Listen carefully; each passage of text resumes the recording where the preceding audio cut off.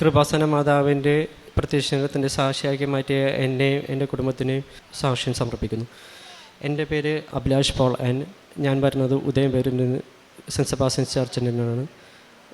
ഇതെൻ്റെ വൈഫ് റിൻസിമോൾ, ഇതെൻ്റെ മൂത്ത കൊച്ച് അറീന അഭിലാഷ് ഇതെൻ്റെ ഇളയ കൊച്ച് ആനി അഭിലാഷ് ഞാൻ ആദ്യമായിട്ട് ഉടമ്പടി എടുത്തത് 1/7/2025 എൻ്റെ ഒന്നാമത്തെ സാക്ഷി എന്ന് പറഞ്ഞാൽ എൻ്റെ മോൾക്കുണ്ടായ രോഗസൗഖ്യമാണ്.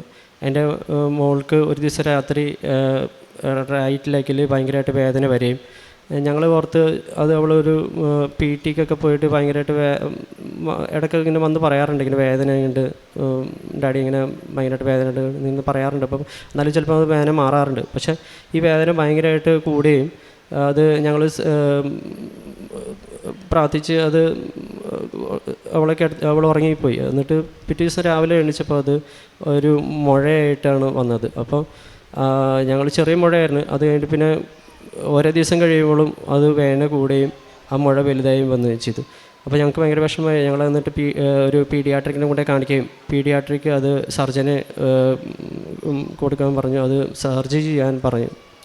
അപ്പോൾ ഞങ്ങൾക്കത് സർജറി ചെയ്യാണ്ട് അതെങ്ങനെ മാറ്റാനായിരുന്നു താല്പര്യം. അപ്പോൾ അതുകൊണ്ട് ഞങ്ങൾ കൃപാസന മാതാവിൻ്റെ തൈലവും വിശുദ്ധ തൈലവും ഉപ്പും കൂടി ചാലിച്ച് അത് പുരട്ടി സായന പ്രാർത്ഥനയ്ക്ക് പുരട്ടി അത് പ്രാർത്ഥന പുരട്ടുകയും അതിൻ്റെ ഫലമായിട്ട് അത് പൂർണ്ണമായി മാറിക്കിട്ടി. അതിന് എൻ്റെ മാതാവിനും എൻ്റെ ഈശോപ്പയ്ക്കും 100,000 കോടി നന്ദി അർപ്പിക്കുന്നു. എൻ്റെ രണ്ടാമത്തെ സാക്ഷി എന്ന് പറഞ്ഞാൽ ഞാൻ ഉപയോഗിച്ചിരുന്ന ഒരു വണ്ടിയാണ്. അപ്പോൾ വണ്ടി എപ്പോഴും കംപ്ലൈൻറ്റ്, അത് ഭയങ്കരമായിട്ട് മെയിൻ്റനൻസ് വർക്കും കൂടുതലും കാര്യങ്ങൾ ഭയങ്കരമായിട്ട് കാശ് ചിലവാകുകയും ചെയ്യുമായിരുന്നു. അപ്പോൾ ഞാനത് മാറി ഒരു വേറെ വണ്ടി നോക്കാമെന്ന് വിചാരിച്ചിട്ട് ഞാൻ ഒരു ഷോറൂമിലേക്ക് പോയി. ആ ഷോറൂമിൽ ഞാനിപ്പോൾ പോയിട്ട് ഞാൻ ആ ഷോറൂമിൽ എനിക്ക് ഉദ്ദേശിച്ച വണ്ടി ഉണ്ടായിരുന്നു, പക്ഷെ അതെനിക്ക് മേടിക്കാൻ സാധിക്കണില്ല. എന്തൊരു ഫോഴ്സ് തന്നെ അത് വേണ്ട എന്ന് പറഞ്ഞിട്ട് അത് പറയും. ഞാൻ പുറത്തേക്ക് ഇറങ്ങി, ഞാനിപ്പോൾ എന്ത് ചെയ്യും, ഒരു വണ്ടി വേണമല്ലോ എന്ന് പറഞ്ഞിങ്ങനെ ആഗ്രഹിച്ചിരിക്കുന്ന സമയത്ത് അവിടെ ഒരു റഷ് ഏരിയ ആയിരുന്നു. അപ്പോൾ ആ റഷ് ഏരിയയിൽ ഒരു കൃപാസനം എന്ന് പറഞ്ഞാൽ എഴുതിയിരിക്കുന്ന ഒരു ഓട്ടോറിക്ഷ വരെയും ഒരു മാതാവിൻ്റെ കൃപാസന മാതാവിൻ്റെ രൂപമായിട്ടുള്ള ഓട്ടോറിക്ഷ വരും. അപ്പോൾ തന്നെ ഞാനത് ഉപേക്ഷിച്ച് വെച്ച ഒരു ഷോറൂമിൻ്റെ നമ്പർ എനിക്ക് മനസ്സിൽ തെളിഞ്ഞു വരെ ഞാൻ അവിടെ വിളിച്ച് ചോദിക്കുകയും അപ്പോൾ ഒരു മാഡം പറഞ്ഞു ഇങ്ങനെ ഒരു വണ്ടിയുണ്ട്, ബ്ലൂ കളറാണെന്നിങ്ങനെ പറയുകയും ചെയ്തു. അപ്പോൾ ഞാനപ്പോൾ എനിക്ക് മനസ്സിലായി അത് മാതാവ് ഞങ്ങൾക്കായിട്ട് മാറ്റി വെച്ച വണ്ടിയായിരിക്കും. ഞങ്ങൾ അവിടെ ഉടനെ ഓടിച്ചെന്ന് അവിടെ ചെല്ലുകയും ബ്ലൂ കളറല്ലാണ്ട് തന്നെ അവിടെ സിൽവർ ഗ്രേയും കൂടി അതിനകത്തുണ്ടായിരുന്നു. അപ്പോൾ എനിക്ക് മനസ്സിലായി അത് ഞങ്ങൾക്ക് വേണ്ടി മാറ്റി വെച്ചിരിക്കുന്ന ഒരു വണ്ടിയാണ്. അപ്പോൾ ഞങ്ങൾ ഉടനെ തന്നെ അത് ബുക്ക് ചെയ്യുകയും ഞങ്ങൾ ആ വണ്ടി സ്വന്തമാക്കുകയും ചെയ്തു. എൻ്റെ മൂന്നാമത്തെ സാക്ഷ്യം എന്ന് പറഞ്ഞാൽ ഈ മൂത്ത ആളുടെ ഒരു കൈ ചെയിൻ പോയതിനാണ്, ഗോൾഡ് ചെയിൻ.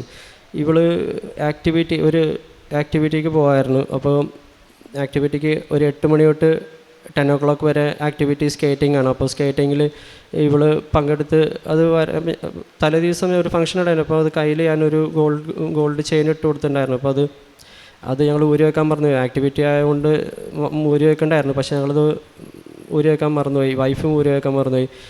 അത് വൈഫിന് കാലത്ത് മോർണിംഗ് ഡ്യൂട്ടി ഉള്ളതുകൊണ്ട്, ഒരു നേഴ്സായതുകൊണ്ട് മോർണിംഗ് ഡ്യൂട്ടിക്ക് അവൾ പോവുകയും ചെയ്തു. അത് മറന്നുപോയി. അപ്പം ഞങ്ങളത് ശ്രദ്ധിച്ചില്ല. അപ്പോൾ അത് അവൾ തിരിച്ചു വന്നു കഴിഞ്ഞിട്ട് പിന്നെ അത് കഴിഞ്ഞിട്ട് പിന്നെ ഉച്ച കഴിഞ്ഞിട്ട് 3 മണിക്ക് പിന്നെ ഞങ്ങൾക്ക് കുടുംബയോഗത്തിൻ്റെ ഒരു വാർഷികത്തിൻ്റെ ഒരു ഡാൻസ് പ്രാക്ടീസ് ഉണ്ടായിരുന്നു ഇവൾക്ക്. അങ്ങനെ ഇവൾ ഡാൻസ് പ്രാക്ടീസിന് 2 കിലോമീറ്റർ അപ്പുറത്തെ ഒരു വീട്ടിലേക്ക് പോയി അവിടെ അത് കഴിഞ്ഞ് തിരിച്ചു വരികയും ചെയ്തു. അപ്പോഴാണ് വൈഫ് ഡ്യൂട്ടി കഴിഞ്ഞ് വീട്ടിലേക്ക് വരികയും വീട്ടിൽ വന്ന് ഇങ്ങനെ ചായ കുടിക്കുന്ന സമയത്താണ് അവൾ കയ്യിൽ ശ്രദ്ധിച്ചപ്പോൾ ചെയിൻ കാണാണ്ടായി. അപ്പോഴാണ് ഞങ്ങൾ ശ്രദ്ധിക്കുന്നത് കയ്യിൽ ചെയിൻ ഉണ്ടായിരുന്നല്ലോ, അതെവിടെ പോയി. അങ്ങനെ ഞങ്ങൾ എല്ലാം അന്വേഷണമായി. ലാസ്റ്റ് ആ വീട്ടിൽ പോയി അന്വേഷിക്കുമ്പോൾ അവിടെ ഒന്നുമില്ല. പിന്നെ റോഡുകളിൽ അന്വേഷിച്ച് പിന്നെയാണ് ഞങ്ങൾ ആലോചിച്ച് ഇതേ കാലത്ത് സ്കേറ്റിങ്ങിന് പോയായിരുന്നല്ലോ. അങ്ങനെ ആ സൈഡിൽ സ്കൂളിൽ പോയി അന്വേഷിക്കുകയും അത് റഷ്യയുള്ള ഏരിയയാണ്. അവിടെ കൂടുതൽ ആൾക്കാർ വന്ന് പാർക്ക് ചെയ്യാറുണ്ട് ആ ഒരു വോളിബോൾ കോർട്ടിൽ. അപ്പോൾ അവിടെ ചെന്ന് നോക്കുകയും അവിടെ ആ ചെയിൻ കണ്ടെത്താൻ സാധിച്ചു. മാതാവിന് അത് ഞങ്ങൾക്ക് വേണ്ടി മാത്രമായിട്ട്, അല്ലെങ്കിൽ അത്ര റഷുള്ള ഏരിയയിൽ അതങ്ങനെ കിട്ടാൻ ചാൻസ് ഇല്ല. പക്ഷെ ഞങ്ങൾക്ക് തന്നെയാണ് അത് തിരിച്ച് തന്നെയും കൃപാസന മാതാവിനും ഈശോയ്ക്കും 100,000 നന്ദി അർപ്പിക്കുന്നു. എൻ്റെ 4ാമത്തെ സാക്ഷി എന്ന് പറയാൻ, ഞാൻ പത്രവിതരണത്തിനായി ഞാൻ വീടുകളിലാണ് കൂടുതലും കൊടുക്കാറുള്ളത്. അപ്പോൾ അങ്ങനെ ഞാൻ ഒരു വീട്ടിൽ പോയപ്പോൾ ഒരു 500 മീറ്റർ ഉള്ളിലാണ് ഒരു വീട്, 500 മീറ്റർ മെയിൻ റോഡിൻ്റെ ഉള്ളിലേക്കുള്ള ഒരു വീട്ടിലാണ് ഒരു വീട്ടിൽ കൊടുക്കാൻ വേണ്ടി പോയപ്പോൾ, അപ്പോൾ തൊട്ടപ്പുറത്ത് കുറച്ച് 4-5 വീടുണ്ടായിരുന്നു. അപ്പോൾ അവിടെയും കൂടി കൊടുത്തിട്ട് ഈ വീട്ടിലേക്ക് വരാമെന്ന് വിചാരിച്ചിട്ട് ഞാൻ അങ്ങനെ കൊടുത്തിട്ട് തിരിച്ച് ഈ വീട്ടിലേക്ക് കയറി ആ വീടിൻ്റെ ആ വാതിൽക്ക് വരെ എത്താറായപ്പോൾ അമ്മൂമ്മ ഉണ്ടായിരുന്നു. അമ്മൂമ്മക്ക് പത്രം കൊടുക്കുമ്പോൾ അമ്മൂമ്മ പേടിച്ചിട്ട് പറഞ്ഞു, മോനെ പുറകിലേക്ക് ഇന്ന് പറയലും. ബാക്കിലേക്ക് തിരിഞ്ഞു നോക്കിയപ്പോൾ വലിയ പട്ടി എൻ്റെ മേത്തേക്ക് വന്ന് ഇങ്ങനെ കയറി നിന്നു, നെഞ്ചത്ത് ഇങ്ങനെ ചവിട്ടി കയറി നിന്നു. അപ്പോൾ ഞാൻ പേടിച്ചു, മാതാവ്, ഞാൻ കണ്ണടിച്ച് പ്രാർത്ഥിച്ചു, മാതാവ് എനിക്കൊരു അബദ്ധം വരുത്തരുത്, ഈ പട്ടിയിൽ നിന്ന് എന്നെ രക്ഷിക്കണമേ മാതാവ് ഇങ്ങനെ പറയും. ആ പട്ടി എന്നെ മൊത്തത്തിൽ ഇങ്ങനെ നോക്കിയിട്ട് താഴത്തേക്ക് പോയി. പിന്നെ ലാസ്റ്റ് അമ്മൂമ്മയുടെ അടുത്ത് പോയിരിക്കുകയും ചെയ്തു. അമ്മൂമ്മ പറഞ്ഞു, ഞാൻ പറഞ്ഞു ഈ പട്ടീനെ ഒന്ന് കെട്ടാമോ എന്ന് ചോദിച്ചപ്പോൾ പറഞ്ഞു, മാതാവ് എനിക്കറിയാൻ പാടില്ല മോനെ, ഇത് ഭയങ്കര കടിക്കണ പട്ടിയാണ്, മോനൊന്നും അനങ്ങരുതെന്ന് പറഞ്ഞാൽ എനിക്ക് എൻ്റെ മാതാവിൻ്റെ കൂടെ ഉണ്ട്, ഈ പട്ടിയൊന്നും എന്നെ ഒന്നും ചെയ്യില്ല എന്ന് പറഞ്ഞിട്ട് ഞാൻ മാതാവിൻ്റെ പത്രം കൊടുത്തു. അവരുടെ എല്ലാ കാര്യങ്ങളും മാതാവിനെക്കുറിച്ച് പറയുകയും ചെയ്തു.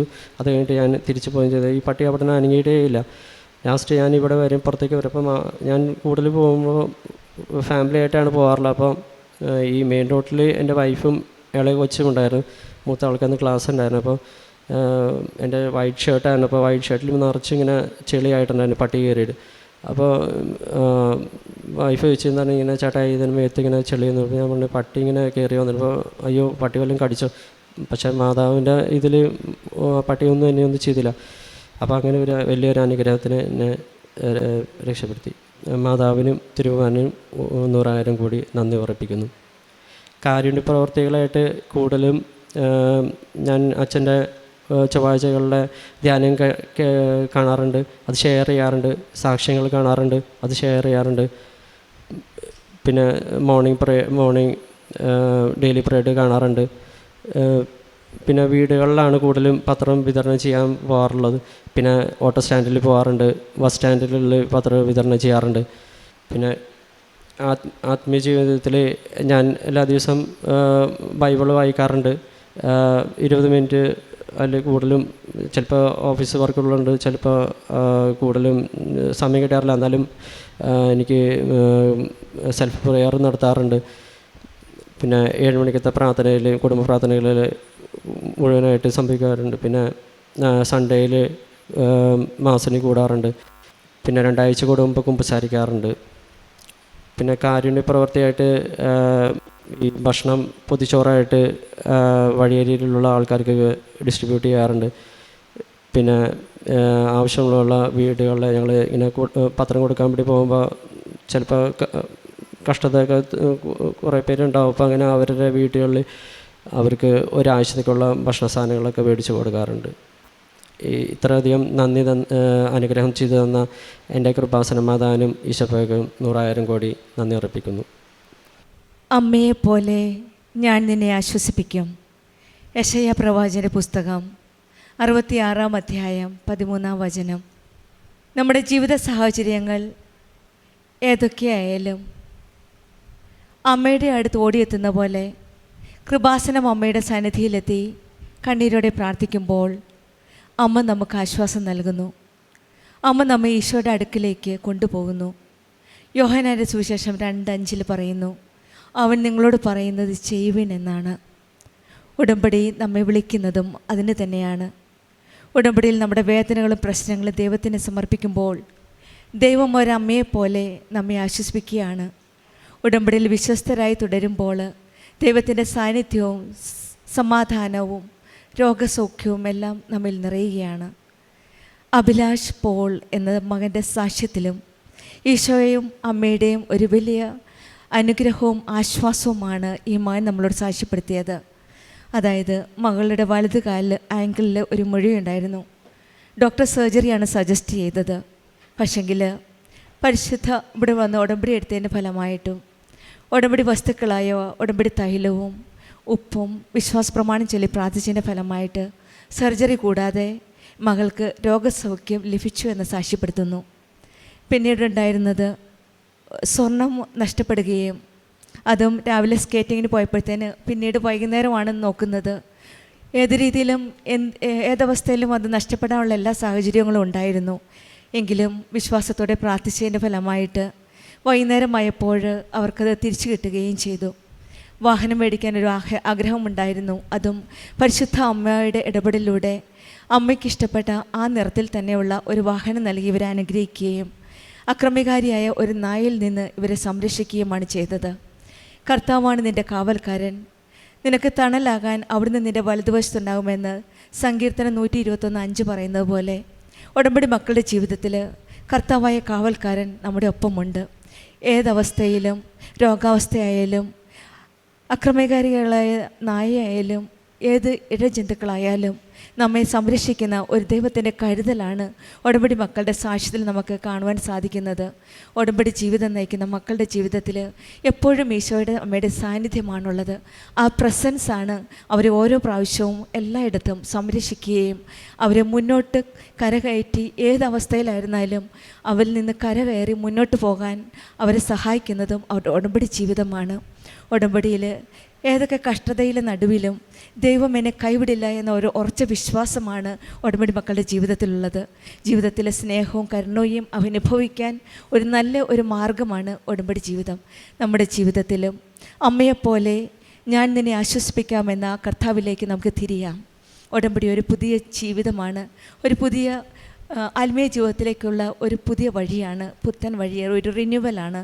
ആ ജീവിതത്തിലേക്ക്, ആത്മീയതയിലേക്ക്, അമ്മയെപ്പോലെ സ്നേഹിക്കുന്ന ആ ദൈവത്തിലേക്ക് നമുക്ക് തിരികെ മടങ്ങാം.